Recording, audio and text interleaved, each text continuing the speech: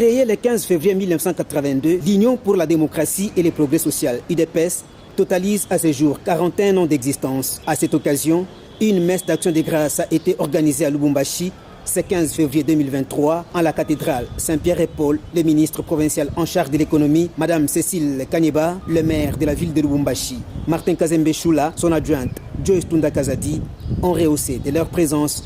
Plusieurs autres personnalités politico-administratives n'ont pas voulu manquer ces rendez-vous, notamment les présidents fédéraux de l'UDPS dans la province du Haut-Katanga.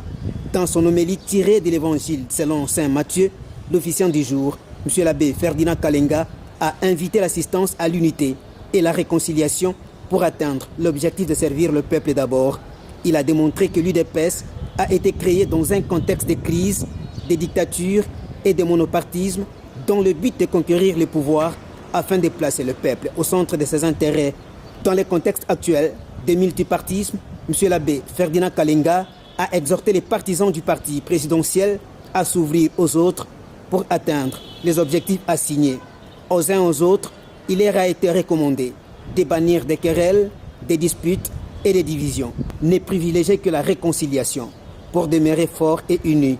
Ainsi, l'UDPS vivra pour toujours. Toujours dit, venez pas avoir peur. Et ce sentiment-là, nous l'avons vraiment écarté dans notre combat.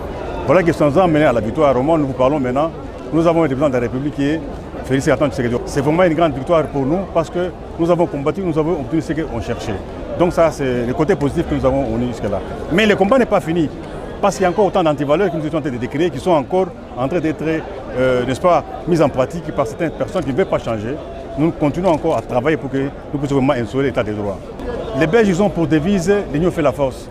Nous devons vraiment intérioriser cela pour que nous puissions, n'est-ce pas, aussi être unis, soudés, pour que nous puissions nous ranger et regarder dans la même direction pour les élections qui se pointent à l'horizon et que nous puissions, n'est-ce pas, amener le deuxième mandat du président de la République, Fachi Beton.